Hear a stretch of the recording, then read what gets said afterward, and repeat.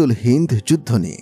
গাজওয়াতুল হিন্দ বলতে কি বোঝানো হয়, এই যুদ্ধ কিসের যুদ্ধ, কেন এই যুদ্ধ হবে, এই সকল কিছু নিয়ে আজকে আমরা আলোচনা করব এবং গাজওয়াতুল হিন্দ নিয়ে কিছু প্রশ্নের সংশয় নিরসন করব। এই সকল কিছু জানতে ভিডিওটি না টেনে সম্পূর্ণ দেখার অনুরোধ রইল। আপনি যদি আমাদের চ্যানেলে নতুন হয়ে থাকেন তাহলে চ্যানেলটি সাবস্ক্রাইব করে পাশে থাকা বেল আইকনে প্রেস করে আমাদের সাথেই থাকুন। গাজওয়া অর্থ যুদ্ধ বা জিহাদ এবং হিন্দ অর্থ ভারতীয় উপমহাদেশ, আর গাজওয়াতুল হিন্দ অর্থ হল ভারতীয় উপমহাদেশের সাথে এক বড় জিহাদ।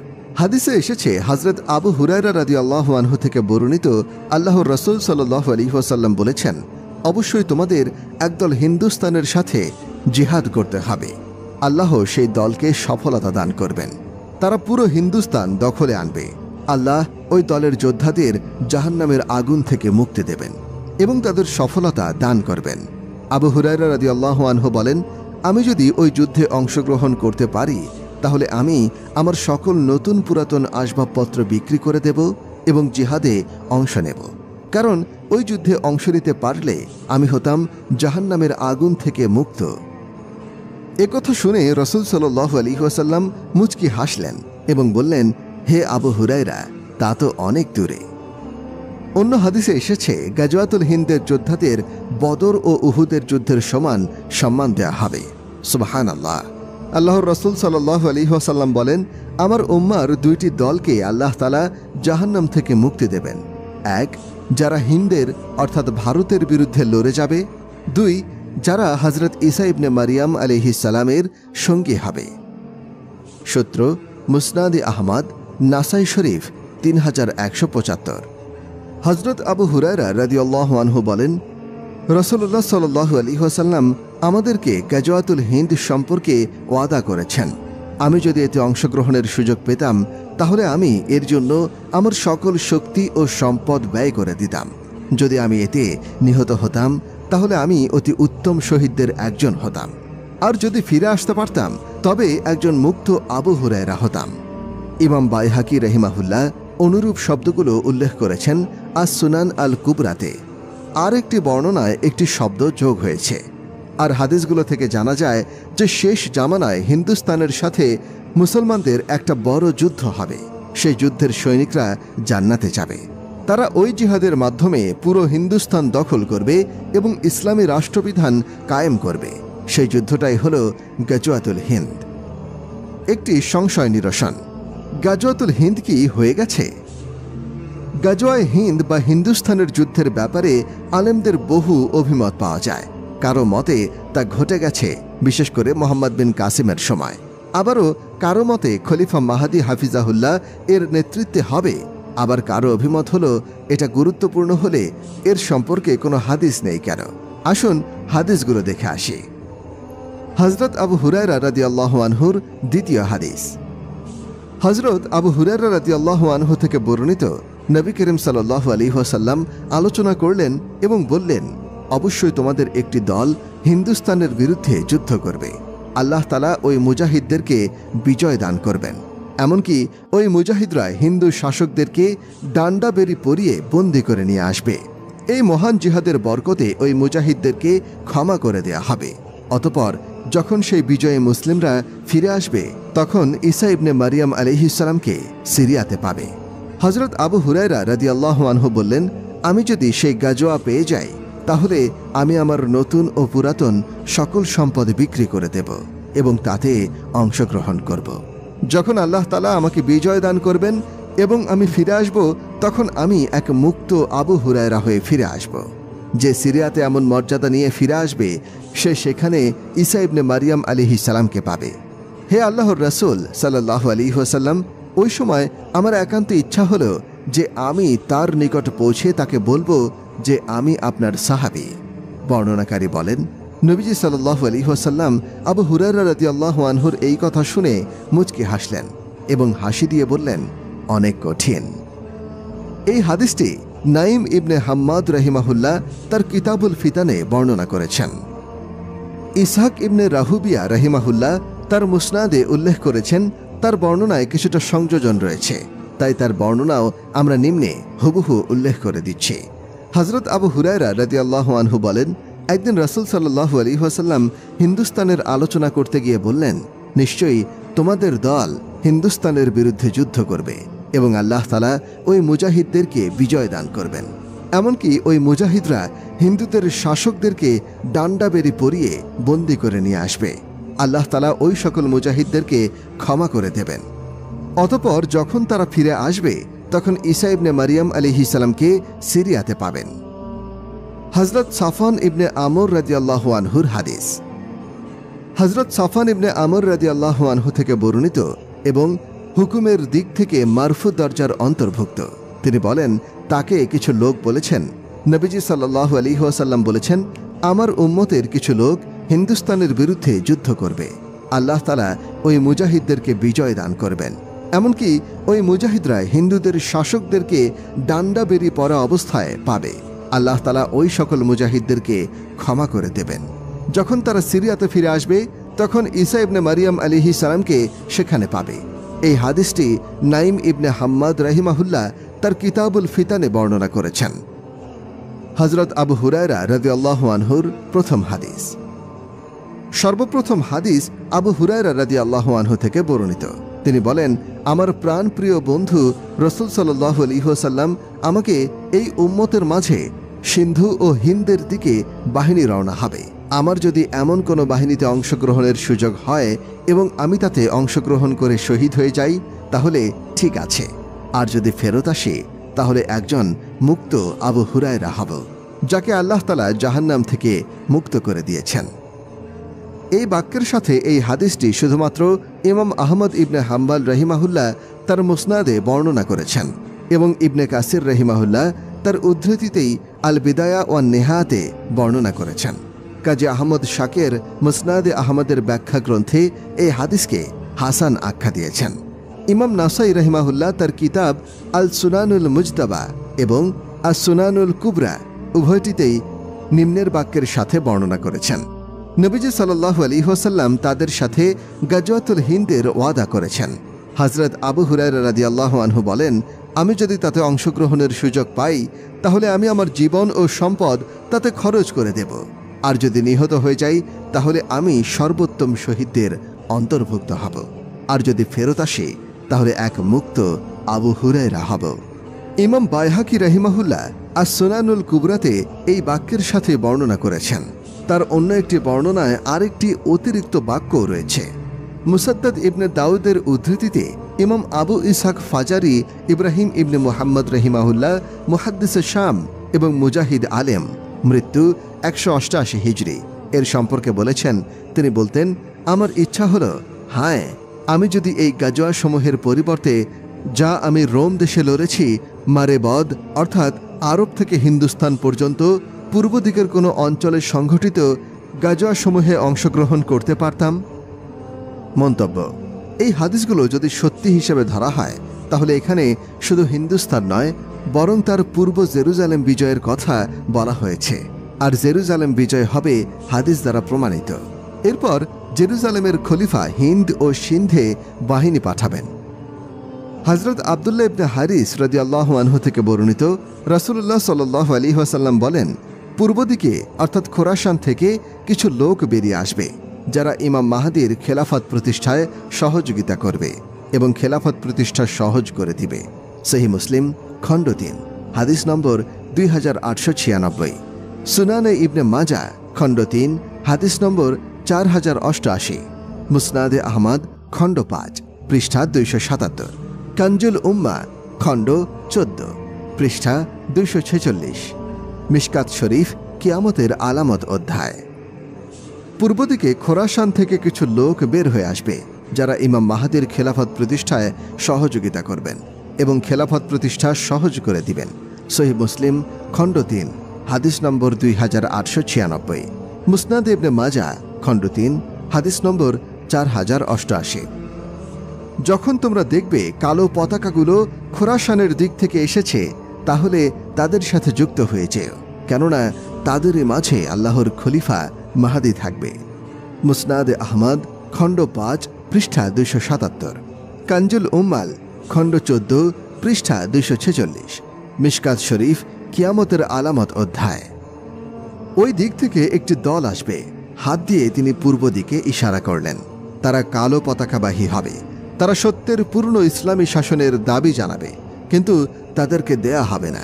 2 বার বা 3 বার এভাবে দাবি জানাবে, কিন্তু তখনকার শাসকগণ তা গ্রহণ করবে না। শেষ পর্যন্ত তারা ইসলামী শাসন ব্যবস্থার দায়িত্ব আমার পরিবারস্থ একজন লোকের অর্থাৎ ইমাম মাহাদির হাতে সোপর্দ করে দিবে।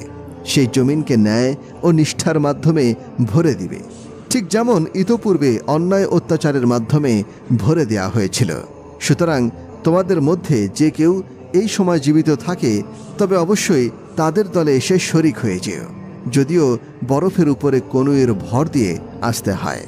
আবু আমর আদ-দাইনি 547। মুহাক্কিক আবু আবদুল্লাহ সাফি হাদিসটিকে সহিহ বলেছেন। যখন কালো পতাকাগুলো পূর্ব দিক থেকে অর্থাৎ খোরাসান থেকে বের হবে, তখন কোনো বস্তু তাদেরকে প্রতিহত করতে সক্ষম হবে না। এমনকি এই পতাকাকে ইলিয়ায় বাইতুল মুকাদ্দাসে উত্তোলন করা হবে। খেলাফত প্রতিষ্ঠা করবে। সুনানে তিরমিজি। হযরত আবু হুরায়রা রাদিয়াল্লাহু আনহু থেকে বর্ণিত, আল্লাহর রাসূল সাল্লাল্লাহু আলাইহি ওয়াসাল্লাম বলেছেন, যখন কালো পতাকাগুলো পূর্ব দিকে অর্থাৎ খোরাসান থেকে বের হবে, তখন কোনো বস্তু তাদেরকে প্রতিহত করতে সক্ষম হবে না। এমনকি এই পতাকাকে ইলিয়ায় অর্থাৎ বাইতুল মুকাদ্দাসে উত্তোলন করা হবে। খেলাফত প্রতিষ্ঠা করবে।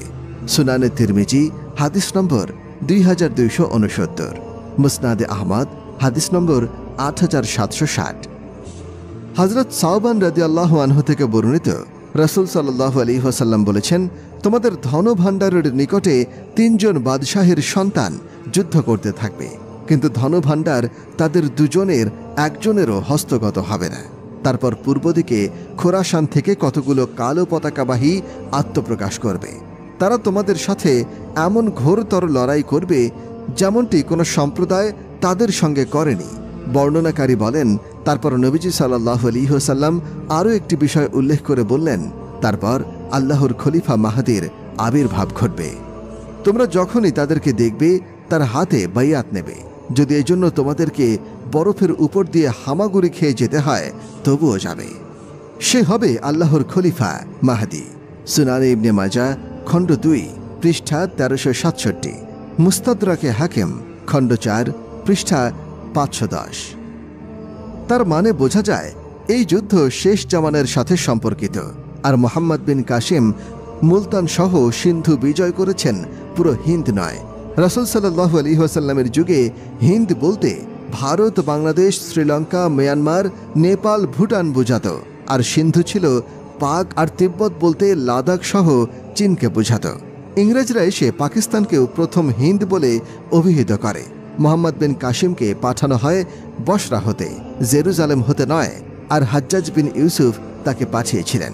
নিঃসন্দেহে হাজ্জাজ জালেম ছিল, অথচ বহু হাদিসে গাজওয়ায়ে হিন্দ বিজয়ী দলের নেতার প্রশংসা করা হয়েছে।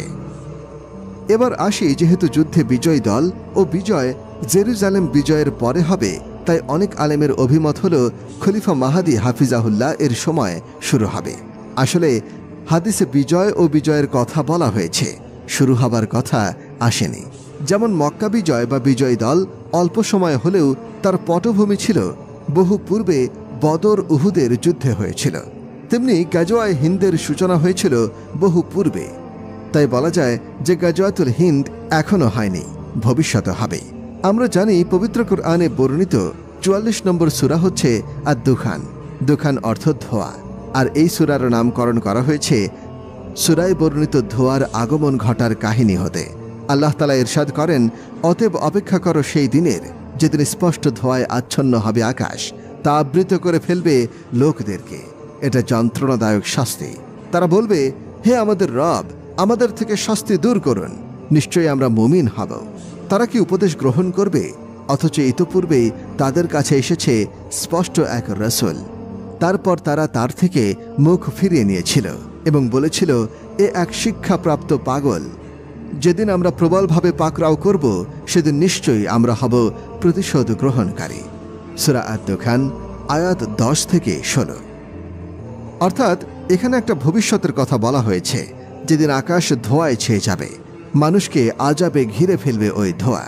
শাস্তি চলাকালীন সময়ে সারা বিশ্বের মানুষ বলবে, আমাদের ওপর থেকে আযাব তুলে নিলে আমরা ঈমান আনব। তারপর আযাব সরিয়ে নিলে অধিকাংশ মানুষ আবার পথভ্রষ্ট হবে। এবং হাদিস বলছে, কিয়ামতের বড় 10টি আলামতের মধ্যে একটি হলো আকাশ ধোঁয়ায় ছেয়ে যাবে। তৃতীয় বিশ্বযুদ্ধ হলো পৃথিবীর সবচেয়ে ভয়ঙ্কর যুদ্ধ, কেননা এই যুদ্ধে যে যতটা ভয়ঙ্কর পারমাণবিক ও অত্যাধুনিক অস্ত্র ব্যবহার করবে, আর তা কোনোদিনও কোনো সময় ব্যবহার করা হয়নি। এটিকে বিশ্বযুদ্ধ বলা হয়েছে। পৃথিবীর 3 ভাগের 2 ভাগ মানুষ মারা যাবে, বেঁচে থাকবে শুধু 1 ভাগ।